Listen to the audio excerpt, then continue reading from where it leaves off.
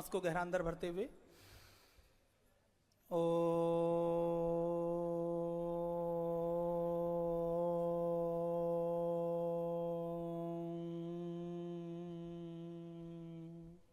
11 जून भारतीय इतिहास में, भारत माता और भारत देश के इतिहास में बहुत बड़ा दिन है।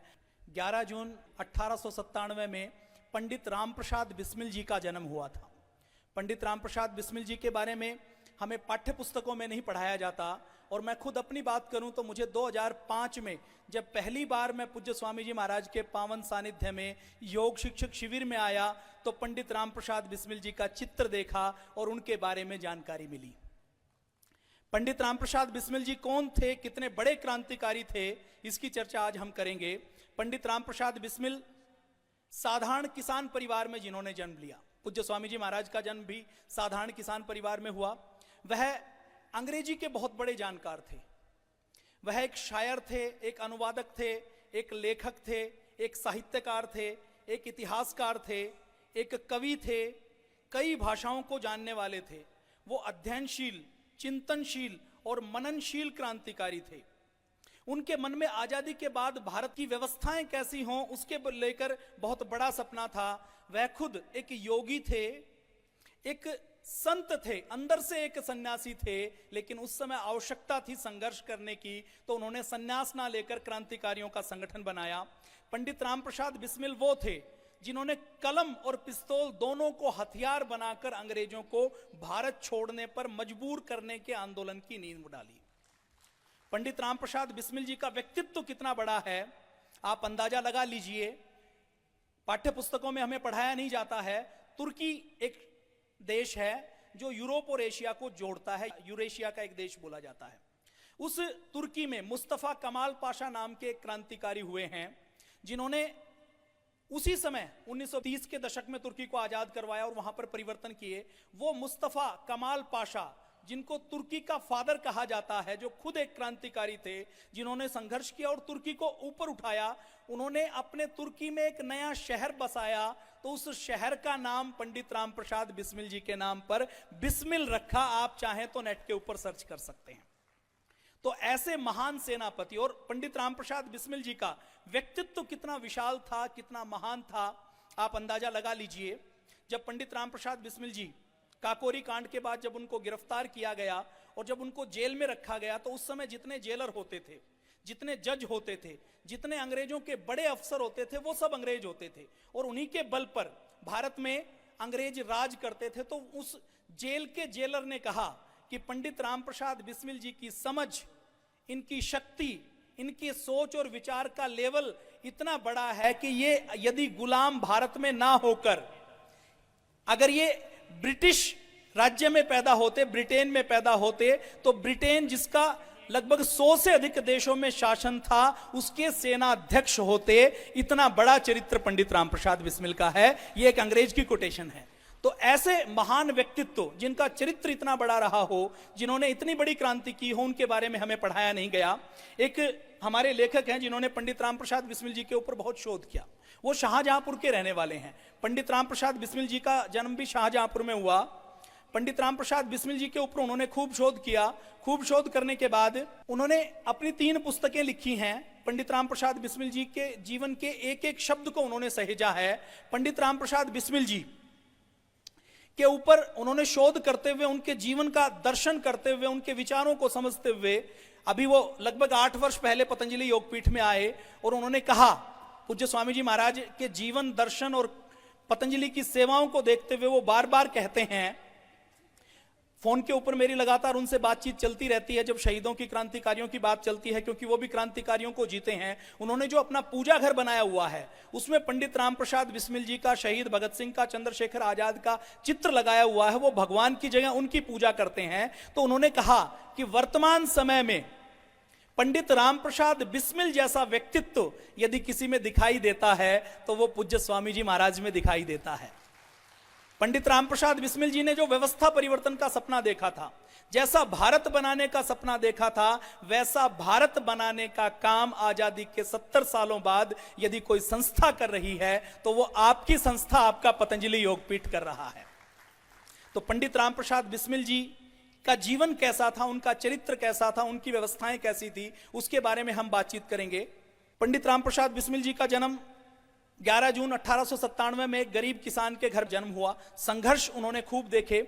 उनके दादाजी ग्वालियर के रहने वाले थे। ग्वालियर का ये चंबल का जो इलाका है, ये विद्रोही इलाका है और यहां से अंग्रेज भी घबराते थे। अंग्रेजों को लगान नहीं देते थे, अंग्रेजों को भी परेशान करते थे, क्योंकि वो विद्रोही स्वभाव के थे। इसलिए आजादी के बाद भी वहां पर विद्रोही स्वभाव रहा। पंडित रामप्रसाद बिस्मिल जी के पूर्वज वहीं के रहने वाले थे। बाद में वो शाहजहांपुर आ गए। उनके पास कुछ भी नहीं था, तो उनके दादाजी, उनके पिताजी ने अपनी मेहनत और पुरुषार्थ के बल पर वहां पर अपनी एक व्यवस्था बनाई, अपना एक समाज में ऊंचा रसूख हासिल किया। पंडित रामप्रसाद बिस्मिल जी के बारे में भगत सिंह क्या कहते हैं?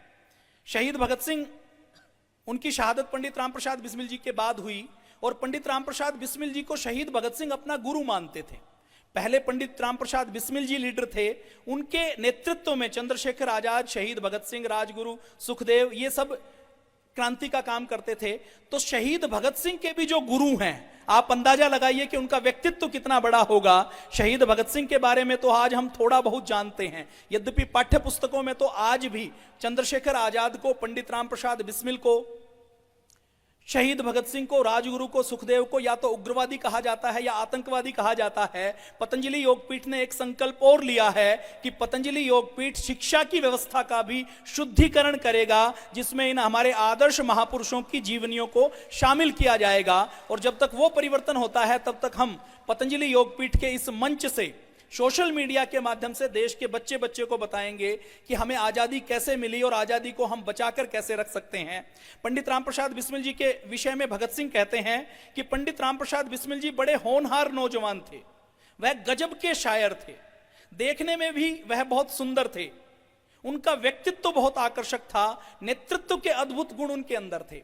किसी भी व्यक्ति को, सामान्य व्यक्ति को, सामान्य युवा को चलते चलते क्रांतिकारी बनाना उनके दाएं हाथ का खेल था। 10 मिनट वो किसी के साथ बैठे तो उसको सामान्य युवा से क्रांतिकारी युवा बना दे, ऐसा व्यक्तित्व उनका था। शहीद भगत सिंह भी कहते हैं, उस अंग्रेज जेलर की बात के ऊपर मोहर लगाते हुए कहते हैं कि यदि किसी और जगह और किसी और देश में, किसी और समय में पंडित रामप्रसाद बिस्मिल जैसा व्यक्तित्व पैदा हुआ होता तो वो किसी देश का राष्ट्रपति या सेनाध्यक्ष होता। भगत सिंह आगे कहते हैं कि आपको पूरे षड्यंत्र का नेता माना गया है। आप चाहे बहुत, आपको विलायत में जाकर पढ़ने का अवसर नहीं मिला।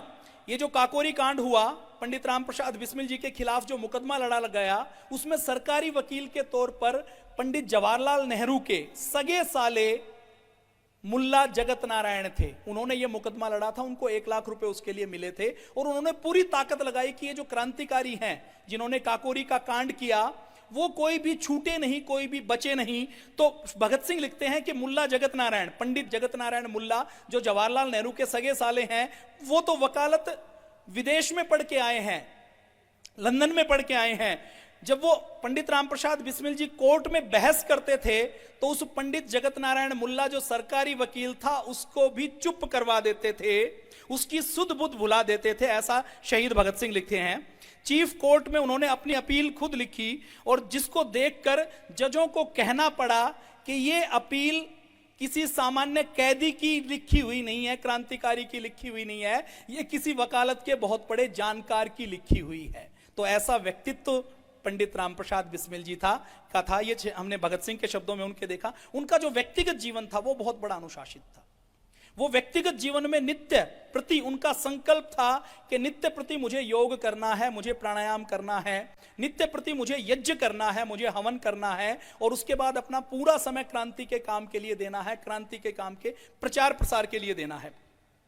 पंडित रामप्रसाद बिस्मिल जी ने क्या किया, उनके जीवन में जो उन्होंने काकोरी कांड किया और काकोरी कांड के बाद जो नौजवानों को जोड़ा और उसके बाद जब उन्होंने फांसी के फंदे को हंसते हंसते चूमा तो पूरे भारत को, अंग्रेजों के लिए उन्होंने एक लाक्षागृह बना दिया।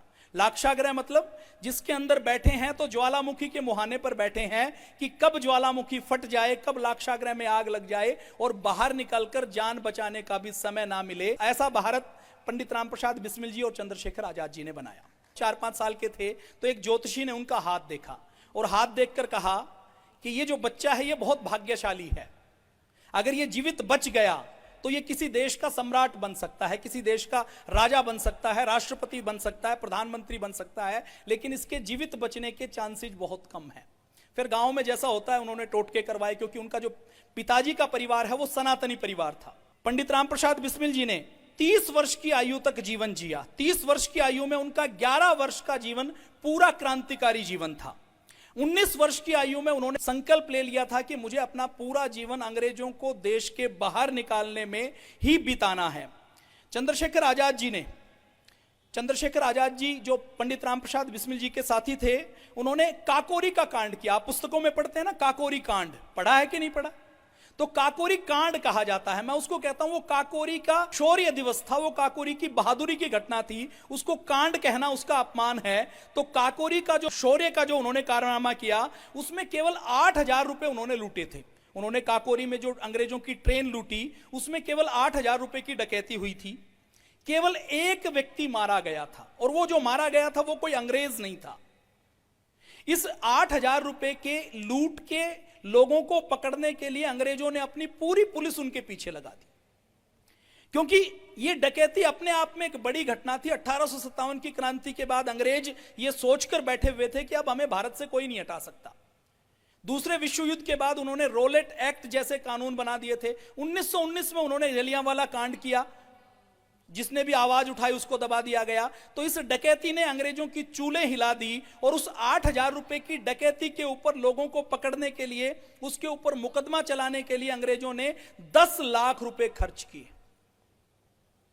और उस समय जो सोने का भाव होता था वो 20 रुपए तोला होता था। इसका मतलब आप समझ लीजिए कि 8,000 रुपए की रिकवरी के लिए, उसके लिए उन्होंने आज के समय की यदि हम बात करें तो लगभग 70 करोड़ रुपए उन्होंने खर्च किए।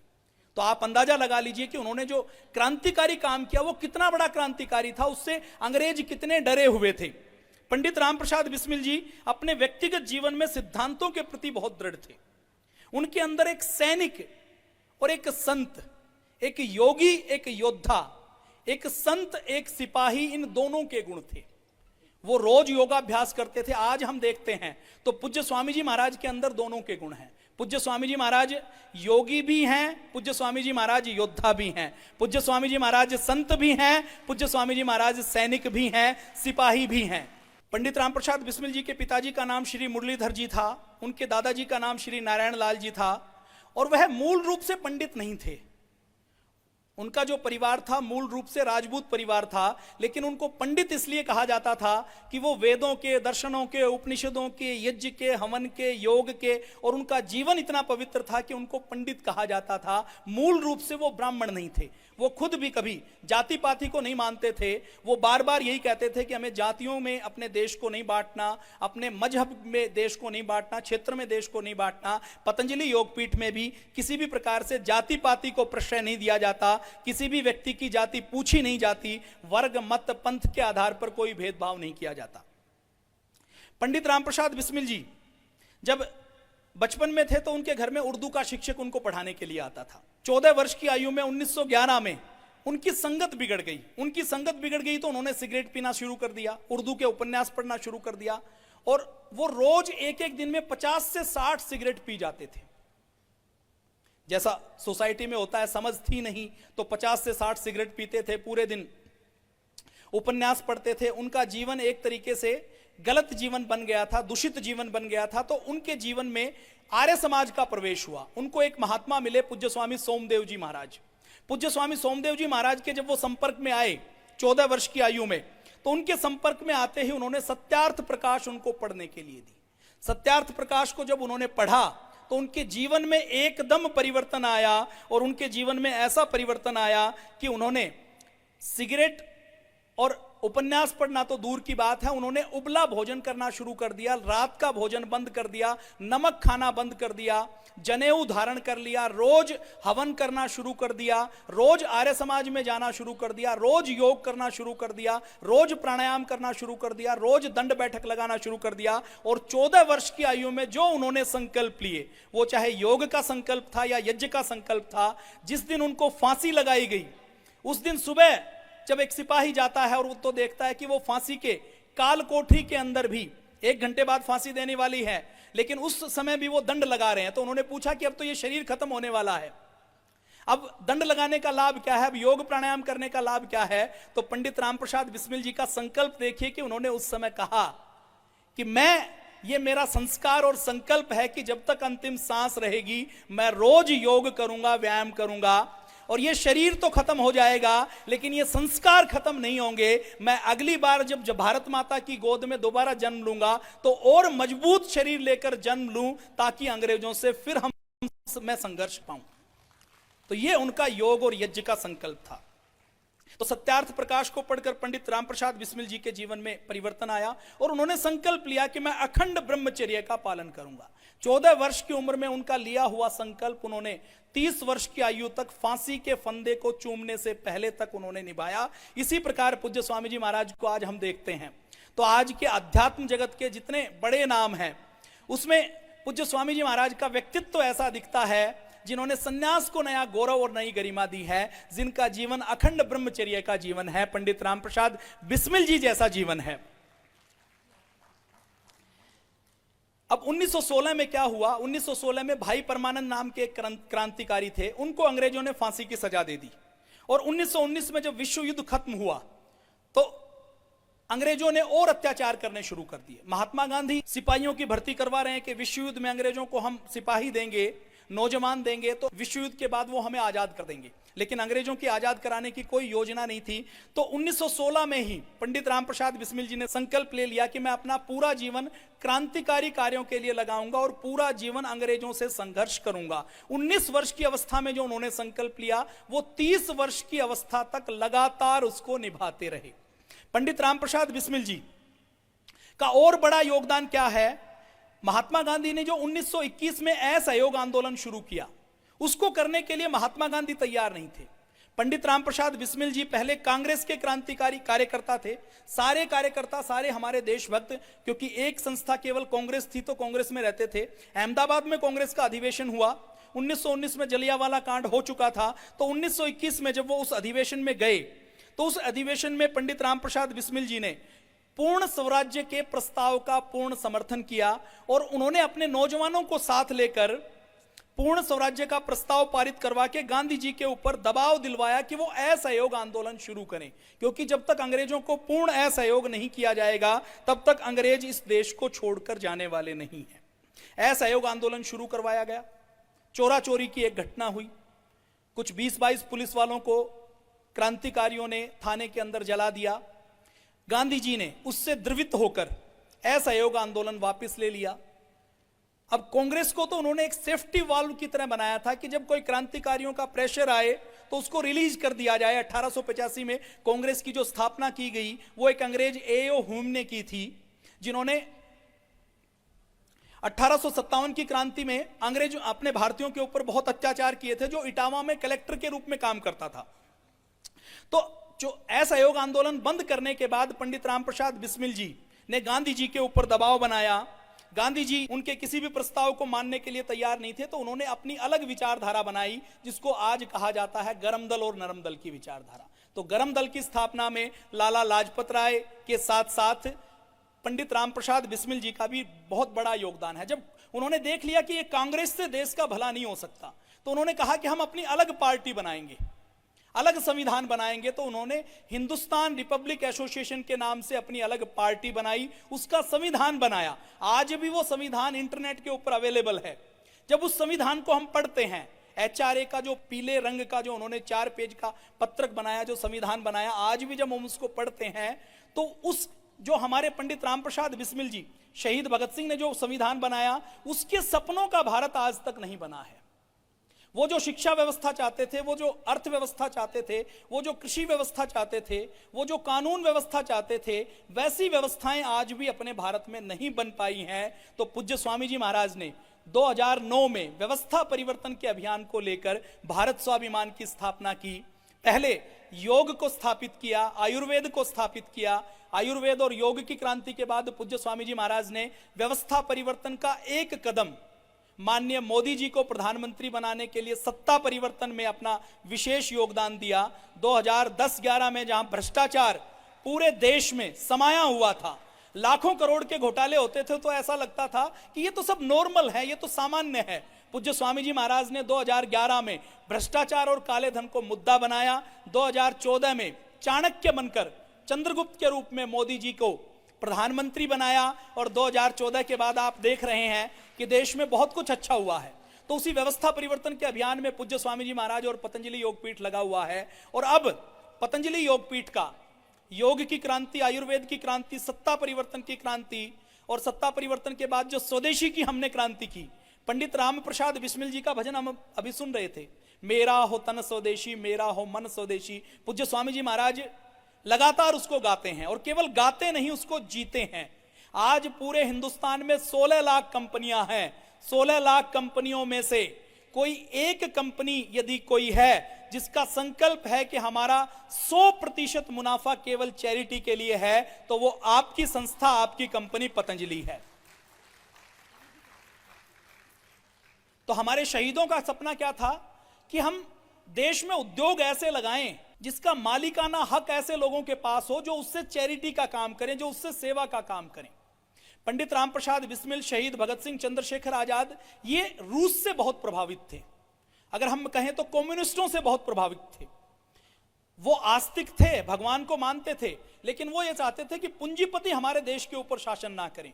पूज्य स्वामी जी महाराज को भी आज हम अगर सुनते हैं तो वो सारी बातें साम्यवाद की करते हैं, लेकिन साम्यवाद के नाम पर, समानता के नाम पर जो विदेशी लोग हमारे समाज को तोड़ना चाहते हैं उसको स्वीकार नहीं करते। तो जो भारतीय साम्यवाद है, भारतीय समानता का अधिकार है, जो हमारे वेद में, दर्शन में, उपनिषद है, उसका पालन करने का काम आपकी संस्था, आपकी पतंजलि योगपीठ कर रही है, जिसका संकल्प है कि हम जो कमाएंगे वो 100% चैरिटी में लगाएंगे। और स्वदेशी की क्रांति के बाद अभी आगे आने वाले समय में पतंजलि का उद्देश्य है कि पतंजलि योगपीठ द्वारा शिक्षा के क्षेत्र में एक बड़ी क्रांति की जाएगी, ताकि हमारे पूर्वजों और महापुरुषों का गौरव मूल्यों के साथ हम शिक्षा दे सकें। उसके लिए भारतीय शिक्षा बोर्ड के लिए पूज्य स्वामी जी महाराज लगातार 5 सालों से लगे हुए हैं। और अब पूज्य स्वामी जी महाराज और पतंजलि की इच्छा है, संकल्प है और यह निर्णय किया है कि हम पूरे भारत की शिक्षा व्यवस्था में आमूलचूल परिवर्तन करेंगे, ताकि हम भारत को पंडित राम प्रसाद बिस्मिल, शहीद भगत सिंह, चंद्रशेखर आजाद और नेताजी सुभाष चंद्र बोस जैसे युवा दे सके। गांधी जी इन सारे क्रांतिकारियों को क्या कहते थे? हुल्लड़बाज कहते थे। हुल्लड़बाज पंडित राम प्रसाद बिस्मिल को। तो उन्होंने एचआरए का संविधान बनाया और उस संविधान को जब हम पढ़ते हैं तो हमें लगता है कि इसको जो लिखने वाला व्यक्ति है वो बहुत अध्ययनशील व्यक्ति है, बहुत चिंतनशील व्यक्ति है। और ये जो पंडित राम प्रसाद बिस्मिल जी हैं, ये कोई ऐसे वैसे युवा नहीं थे, अंग्रेजी के पूरे जानकार थे। उनके साथी शहीद भगत सिंह की हम बात करें तो शहीद भगत सिंह का चिंतन का लेवल, उनकी जेल की नोटबुक आज भी अवेलेबल है। वो उनके बारे में जो शोध करने वाले लोग हैं वो कहते हैं कि शहीद भगत सिंह पुस्तकें पढ़ते नहीं थे, निगलते थे। एक दिन में 2-2 पुस्तकें पढ़ लेते थे। वो लगभग 200 दिन जेल में रहे और 200 दिन में उन्होंने बाहर से 400 पुस्तकें मंगवाकर पढ़ी। तो इतने अध्ययनशील और इतने विवेकशील हमारे क्रांतिकारी थे। तो पंडित राम प्रसाद बिस्मिल जी ने लाला हरदयाल जी से भी, जो बाहर विदेशों में रहकर क्रांति के लिए काम कर रहे थे, उनके संपर्क से नया संविधान बनाया कि क्रांतिकारी क्या चाहते हैं, क्रांतिकारियों के सपनों का भारत क्या है। बंगाल के क्रांतिकारियों से उन्होंने संबंध स्थापित किया, पूरे भारत के क्रांतिकारियों से संबंध स्थापित करके उन्होंने अपना क्रांतिकारियों का दल शुरू किया। नौजवान भारत सभा के नाम से, मातृवेदी के नाम से, और इसके साथ साथ उन्होंने हिंदुस्तान सोशलिस्ट रिपब्लिक एसोसिएशन के नाम से उन्होंने संगठन शुरू किया। बाद में उसके अंदर सोशलिस्ट शब्द और जोड़ा गया। और पंडित राम प्रसाद बिस्मिल जी का प्रभाव देखिए, शाहजहांपुर में अशफाक उल्लाह खां का नाम का एक मुसलमान युवा और रहता था। उस मुसलमान युवा को भी शायरी करने का शौक था। उसको उन्होंने करतार सिंह सराबा की जीवनी देकर, कन्हई लाल की जीवनी देकर, 1857 की क्रांति के बारे में बात बताकर उस मुसलमान को कट्टर राष्ट्रवादी बना दिया। हम आजादी के इतिहास में देखते हैं तो एक मुसलमान दिखता है जिसको परिवर्तन करके, जिसको क्रांतिकारी बनाने का काम किया, और वो काम पंडित राम प्रसाद बिस्मिल जी ने किया। अशफाक उल्लाह खां ने हंसते हंसते फांसी के फंदे को चूमा। अशफाक उल्लाह खां पंडित राम प्रसाद बिस्मिल जी के साथ आर्य समाज में जाता था, दोनों एक थाली में खाना खाते थे। पंडित राम प्रसाद बिस्मिल जी, जो लोग बहकावे से मुसलमान बन गए थे, उनके शुद्धिकरण का अभियान भी चलाते थे। और पंडित राम प्रसाद बिस्मिल जी का प्रभाव कितना था, प्रेम कितना करते थे। दल का हर व्यक्ति यह सोचता था कि पंडित राम प्रसाद बिस्मिल मुझसे ज्यादा प्रेम करते हैं।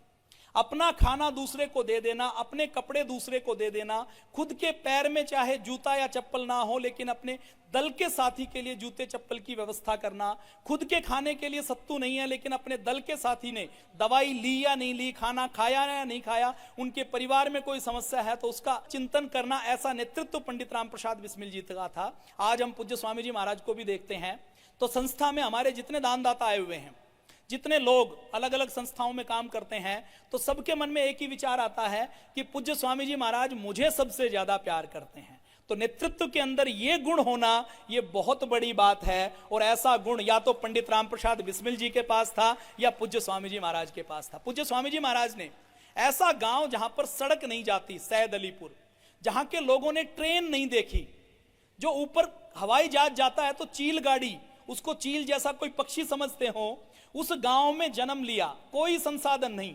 संकल्प के बल पर सत्यार्थ प्रकाश पढ़ी, जीवन में परिवर्तन हुआ। जबरदस्ती गुरुकुल में, गुरुकुल वाले लेने के लिए तैयार नहीं, जबरदस्ती गुरुकुल में गए और योग को दुनिया के 200 देशों में पहुंचाया। आज भारत की संन्यास परंपरा को गौरव दिया, तो वो केवल संकल्प के बल पर संभव है।